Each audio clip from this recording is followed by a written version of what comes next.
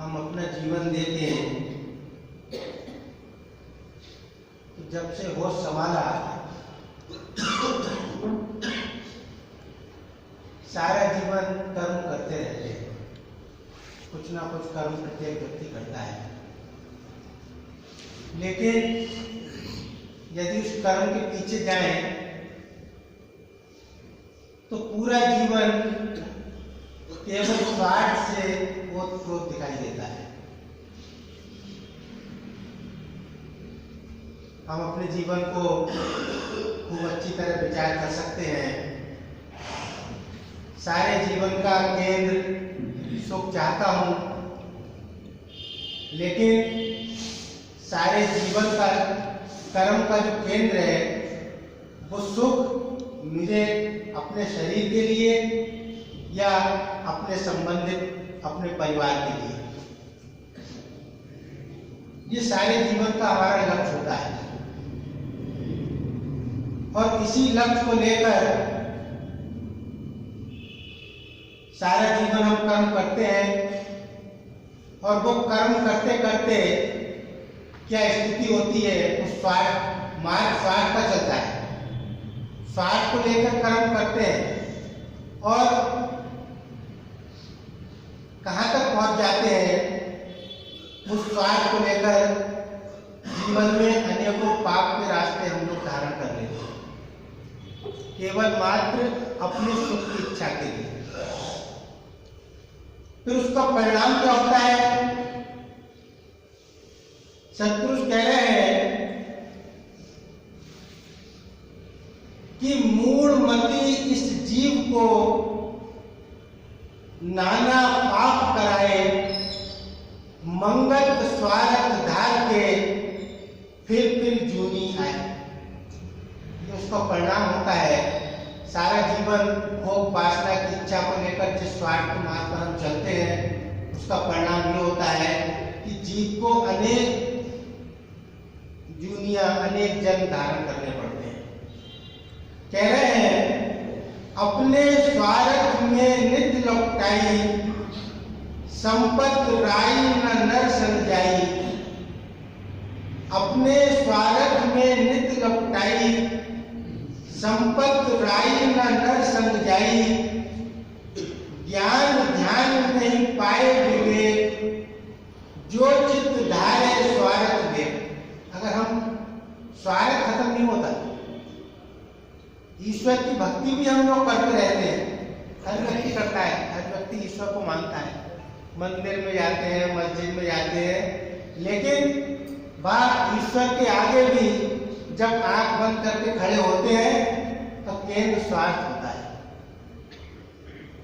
ईश्वर ऐसी कृपा करे, हमको भक्ति का फल जो मिले वो ऐसा मिले कि मेरे स्वार्थ पूरे हो जाए।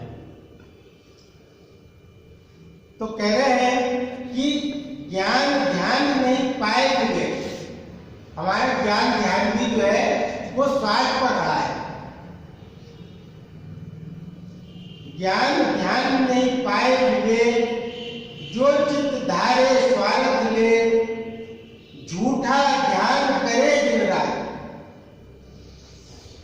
ये रोग है हमारा, हम इस रहस्य को नहीं समझ पाते। ईश्वर की भक्ति भी करते रहते हैं, लेकिन जिस चीज को छोड़ना था उसका वो हम नहीं समझते रहस्य, बस खाली समझते हैं भक्ति करते रहो, लेकिन छोड़ना क्या था वो नहीं पता चलता। कह रहे हैं झूठा ध्यान करे दिन रात, स्वार्थ बुद्धि धारी कम जाए। स्वार्थ बुद्धि अंदर बनी रहती है, जिसको छोड़ना था। तभी लोग शिकायत करते हैं कि मैंने बहुत ईश्वर की भक्ति की, लेकिन जीवन में सुख नहीं मिला। जो दुख का मूल था स्वार्थ, वो नहीं छोड़ा, फिर शिकायत करी सुख नहीं मिला, जिसको छोड़ना था। तो ये सारे रहस्य हम लोग, कोई जो बताने वाला नहीं होता ये चीज। जितनी पूजा पाठ धर्म कर्म हमको सिखाया जाता है, जो संसार में सिखाया जाता है, वो और हमको स्वार्थ में फंसाने वाला है। कि तुम्हारे ये स्वार्थ पूरे हो जाएंगे, ये पूजा करो, इस मंदिर में जाओ, इस दिन व्रत रखो। तो जो हमको सिखाने वाले हैं धर्म के नाम पर, वो भी स्वार्थ ही सिखाने वाले हैं। तो कोई ऐसा वास्तव में सत्पुरुष मिलता है जो इस मार्ग का हमको रहस्य समझाता है। वास्तव में ईश्वर भक्ति का जो मार्ग है, मनुष्य जीवन का जो लक्ष्य है, वो स्वार्थ कर्म से ऊपर उठकर निष्काम कर्म की ओर बढ़ रहा है। अब संसार में कहाँ निष्काम कर्म रखा है? सत्पुरुष कह रहे हैं कि झूठा ध्यान करे दिन रात, स्वार्थ बुद्धि धारी कमजार, स्वार्थ बुद्धि अधिक दुखदाई, अनेक भरम में नित भरमाई। ये पूज्य प्रेमी सोमराज जी ने अपनी पुस्तक मेरे गुरुदेव में लिखा, इस सत्पुरुष ने क्यों इस व्यक्ति की परिपाटी डाली, इसी रोग से छुड़ाने के लिए। कह रहे हैं इस यज्ञ रूपा सृष्टि में जीव भी होम होने के लिए आया है, लेकिन ये अभागा जीव अपनी आहुति न देकर सारी दुनिया की आहुति चाहता है। ये लाइनें देखें कि कैसे हमारे जीवन पर करती है। ये जो इस पुस्तक में जिस तरह से लिखा है, बड़े बड़े शास्त्र पढ़ने इस तरह से हमको समझाया नहीं गया है इतनी सरल शब्दों में। हम देखिए कितने हमारे क्लोज रिलेशंस होते हैं, लेकिन जरा सी किसी के स्वार्थ को ठेस पहुंचती है तो बड़े बड़े पुराने रिश्ते खत्म हो जाते हैं। बड़े बड़े सगे संबंधी आप देख लीजिए, सब घरों में, परिवार में, समाज में सारे रिश्ते स्वार्थ पर खड़े हैं। और जरा से किसी को मैं दूसरे से सुख चाह रहा हूं, दूसरा मुझसे सुख चाह रहा है, ऐसी। और जहां किसी को बीच में विघ्न पहुंचता है एक दूसरे को सुख पहुंचाने में, वहीं पर जैसे शीशे की तरह रिश्ते टूट जाते हैं। सत्पुरुष कह रहे हैं लेकिन ये अभागा जीव अपनी आहुति न देकर सारी दुनिया की आहुति चाहता है। मैं चाहता हूं कि सब लोग मुझे सुख मिले। देखने में लगता है कि मैं किसी की सेवा कर रहा हूं, परिवार की, समाज की, लेकिन अंदर मेरे कहीं ना कहीं स्वार्थ लगा होता है। इसलिए करता हूं कि आगे चलकर ये मेरी सेवा करें। और सेवा भी करता है किस क्यों? जहां पर मेरा अहम टिका होता है। किसी और दूसरे को मैं अपना, जहां पर मेरा अहम टिका होता है, जहां पर मेरा संबंध जुड़ा होता है, मेरा, वहां तो मैं अपना जीवन भी दे देता हूं, सारी संपत्ति लुटा सकता हूं, लेकिन वो टिकी मेरे पर होती है। अभी कोई व्यक्ति बाहर का हमसे 2 पैसे मांगे तो व्यक्ति 4 बार सोचता है, और अपने जरा सा उससे मेरा जुड़ गया, लगता है कि मैं पुत्र की कर रहा हूं, पुत्र की नहीं होती, मेरे की होती है। लगता है मैं पति की कर रहा हूं, पत्नी की कर रहा हूं, माता की कर रहा हूं, पिता की करता हूं, लेकिन वास्तव में वो मेरे की है। माता पिता तो सभी है, सबके माता पिता है, लेकिन मैं मेरे की करता हूं जब मेरा जुड़ा होता है। एक बच्चा है, वो आपसे कुछ मांगे, कोई व्यक्ति क्या देगा सब जानते हैं, लेकिन उससे मेरा जुड़ जाए कि उसको लोग कहते हैं, लोग गोद ले लेते हैं, होता नहीं है अपना, गोद ले लिया तो मेरा जुड़ गया उससे। दस्तक से पहले उसको दे दो 2 पैसे, कोई व्यक्ति नहीं देगा। दस्तक कर दिए तो मेरा जुड़ गया, फिर सारा जीवन दे दिया। तो किसको दिया? मेरे को दिया ना। हम सारा जीवन से कहते हैं मैं परिवार की सेवा करता हूं, इसकी सब इसीलिए लिखा कि स्वार्थ नींद सकल जग माई, सपने प्रभु परमानंद में। कड़वे सच है कुछ जीवन के। और वही क्लोज रिलेशन जब आपस में कहीं जरा सी खटपट बन जाती है तो आदमी दो पैसे किसी को नहीं देता।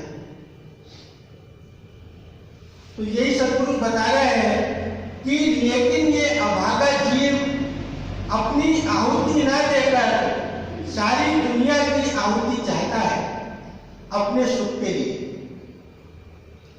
महाभूतों को बस में करता है तो भोग सामग्री इकट्ठी करने के लिए, पशुओं को पालता है तो अपनी भूख मिटाने के लिए, अन्य मनुष्यों से संबंध स्थापित करता है तो अपने स्वार्थ साधन के लिए, और देव पूजा करता है तो अपनी कामना पूर्ति के लिए।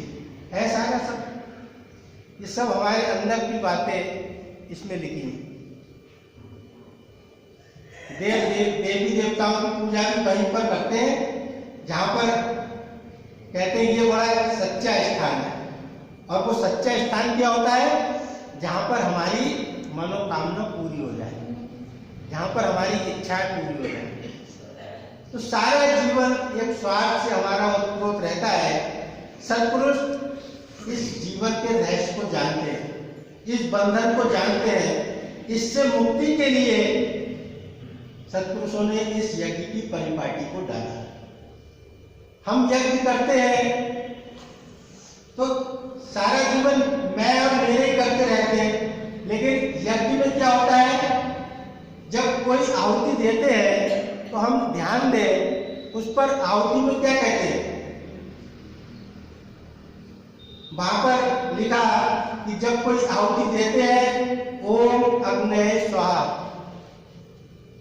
आहुति के साथ बोलते हैं इदम अग्नये इदम नमः, ये मेरा नहीं है, ये ईश्वर का है, ईश्वर को ही समर्पित है।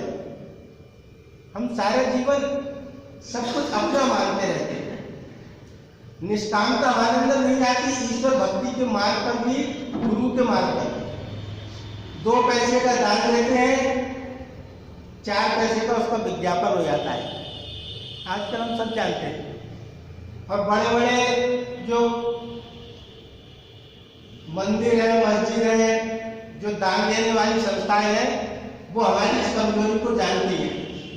तो इसलिए वो पहले ही अनाउंस कर देते हैं कि आप 10,000 दोगे तो इस बोर्ड पे नाम लिखा जाएगा, 1 लाख दोगे तो यहाँ लिखा जाएगा, और आदमी उससे आकर्षित होकर सेवा करता है। लेकिन महाराज जी ने हमको क्या सिखाया? यहाँ किसी की सेवा लेने का उद्देश्य नहीं है।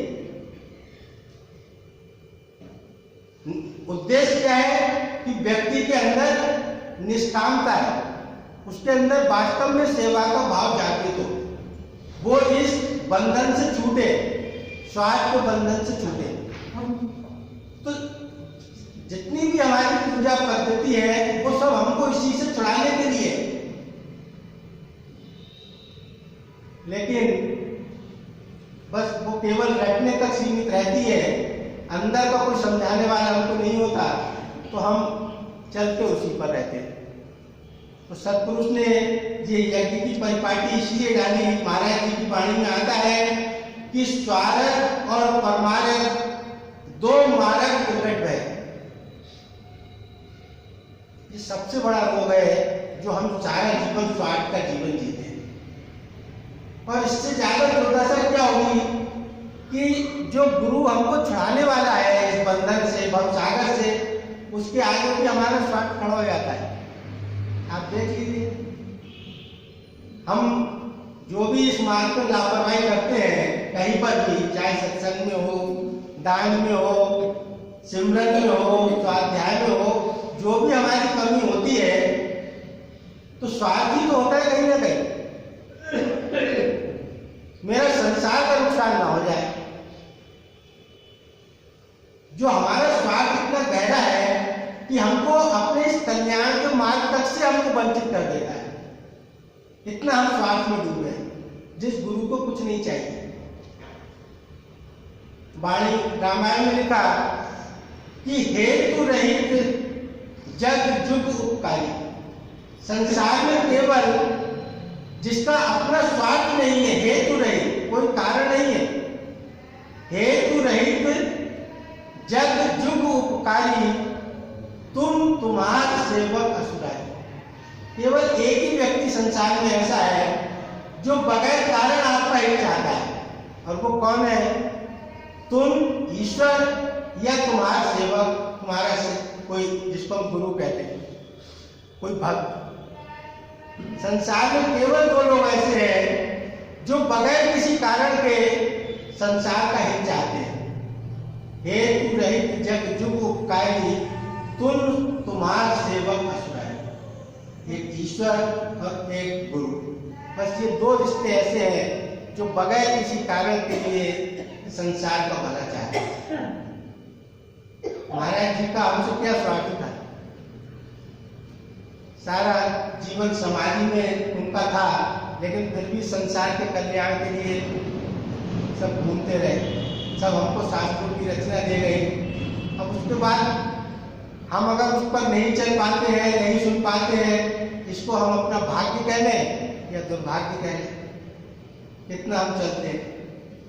तो ये परिपाटी इसलिए डाली यज्ञ की कि हमारे अंदर जो सारा जीवन हमारा स्वार्थ में डूबा हुआ है, उससे ऊपर उठकर कुछ हमारे अंदर त्याग की वृत्ति है, कुछ निष्काम भाव है, और हम जो सारे जगत में केवल स्वार्थ में काम करते हैं, स्वार्थ में जीते हैं, उससे ऊपर उठकर कुछ निष्काम कर्म करना सीखे, जो वास्तव में हमको मोक्ष मार्ग की ओर ले आता है, जो इस बंधन से छुड़ाता है। इसलिए ये यज्ञ की परिपाटी डाली। ये संगत का सौभाग्य है कि उसको यज्ञ में सेवा का मौका मिल रहा है। इसलिए किसी भी हालत में हमको जो भी सेवा मिले, जो भी हम मिलेगा, कोई यहाँ से तो कोई बताने वाला नहीं है, सबको स्वयं ही करना है। जहाँ पर मौका मिले सबसे पहले तो अपनी उपस्थिति रहनी चाहिए, सबसे बड़ी सेवा है।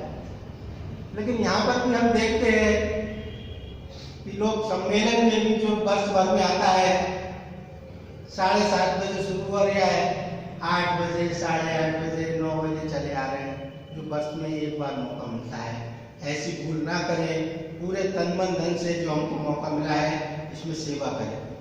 इसलिए महाराज जी कह रहे हैं, बाकी इसमें सोमनाथ जी ने लिखा कि मनुष्य मूढ़ इसलिए है क्योंकि स्वार्थ साधन के प्रति उसकी सारी कोशिश निरंतर है।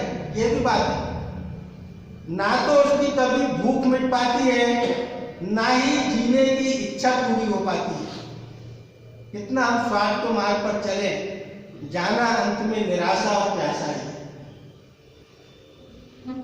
वह पैदा ही मरने के लिए हुआ है, उसकी हर चतुराई मूर्ता है, हर प्रयत्न घातक है, और हर आशा अंततः निराशा है।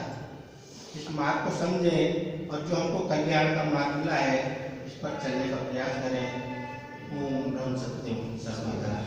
पूज्य श्री सिंह